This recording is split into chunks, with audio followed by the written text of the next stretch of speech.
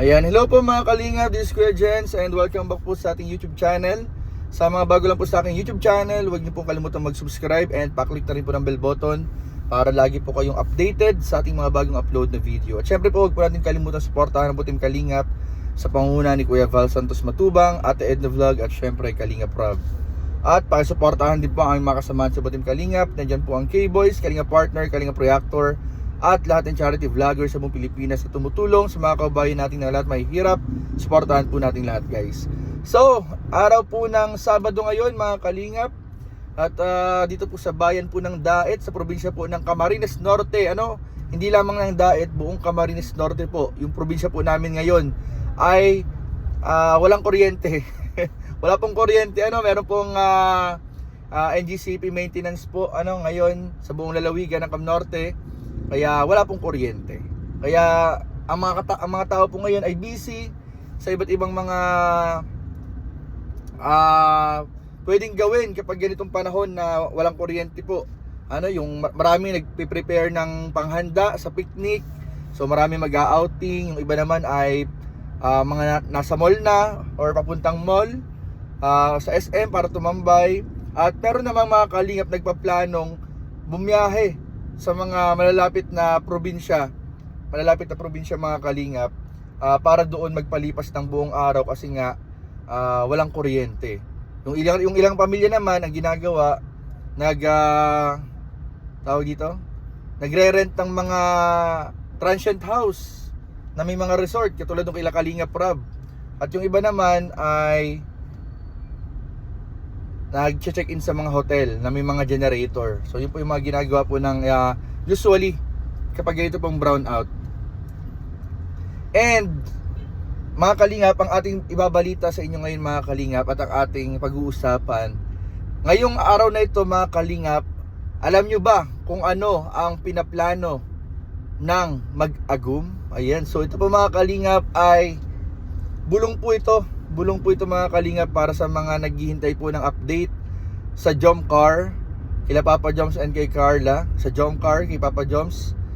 And mga Kalingap, alam nyo ba may mga plano po ang Mag-Agum ngayong araw na gagawin po nila na ating pag-uusapan. Katulad ng mga sinabi ko kanina na mga option or parang mga usually ginagawa, kadalasan ginagawa kapag mga brownout po. Alam nyo ba na ang plano ng Mag-Agum ngayon, ito base lang ito mga Kalingap sa mga naririnig nating balita. At meron akong isang kakilala na kaibigan natin na nagbulong sa akin mga Kalingap, na pinaplano daw ng Mag-Agum na ngayong araw na brownout po sa Camarines Norte ay dadayo sila ng Camarines Sur. At sa lugar nila Papa Joms pupunta. Sa lugar po nila Papa Joms. Pwedeng sa Naga or pwede rin naman dumiretso ng Nabwa mga Kalingap. Pero ang napakagandang balita mga Kalingap ay kung matuloy man yun ngayong araw, kung matuloy man yun yung pinaplano na yun, ay overnight po yan mga Kalingap, overnight. Kasi hindi naman pwedeng balikan lang kasi nakapagod naman po mga Kalingap. Kung syempre kung mamamasyal sila doon, mamamasyal ay mahirap naman bumalik agad, bumiyahe ng alanganing oras. So ayun po, overnight po yun mga Kalingap pag natuloy.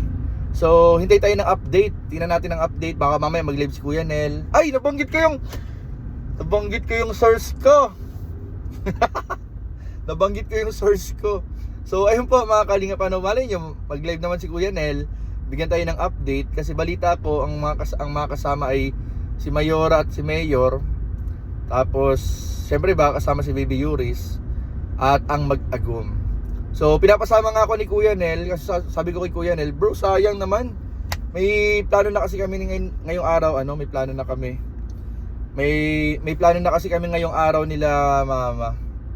So may plano na yung pamilya din namin, baka mag-outing kami or baka mamasyal or basta di namin alam kung saan kayo pupunta. Pero may plano na kasi nauna, kaya sayang talaga hindi tayo makakasama. Pero abang tayo ng mga updates mga kalingap. Sigurado naman po yung mga kalingap ay may updates po yan. I-update po tayo yan mga kalingap. So yun yung ating nilook forward. And ang maganda ito mga kalingap, kahit nga maraming nangyayari nitong mga nakaraang araw, ay hindi po nagpapa-apekto si Papa Jom, si Carla o ang Jomcar sa mga nangyayari sa paligid. Ang paalala ko lang siguro talaga dito para kay Papa Joms, lalo na kung sila ay matuloy sa lakad nila ngayon, ang paalala ko lang kay Papa Joms ay mag-ingat, ingatan ang sarili, ingatan ang mga kinakain, lalo na ngayon ay fresh pa po yung bunot ng ngipin, fresh pa yung tahi.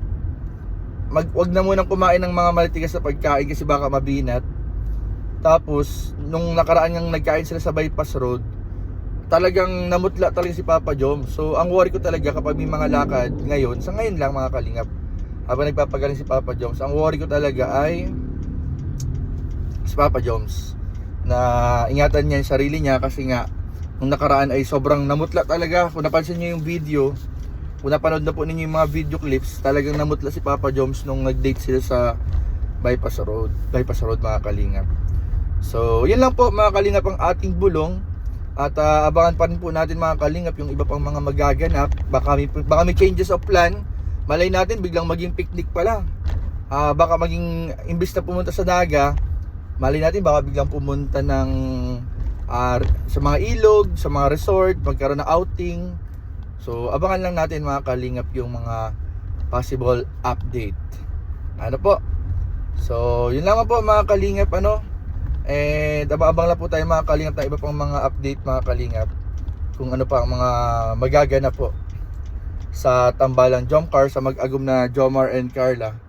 Kasi po ay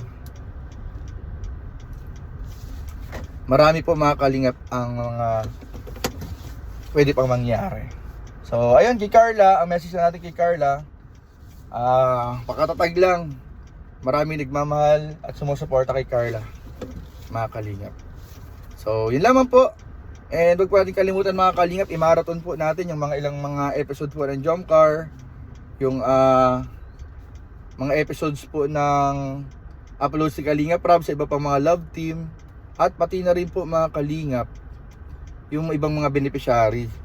Sa first channel Kalingap Rob, second channel Kalingap Tahanan, at third channel Rob Matubang Vlogs. Supportahan po natin. Pati na rin po yung mga upload ni Kuya Val, Ate Edna, and yours truly Kuya Jens, at yung mga kasama po nating Kalingap Partners, Kalingap Reactors, mga kalingap yun. Ano po natin, supportahan po natin mga kalingap.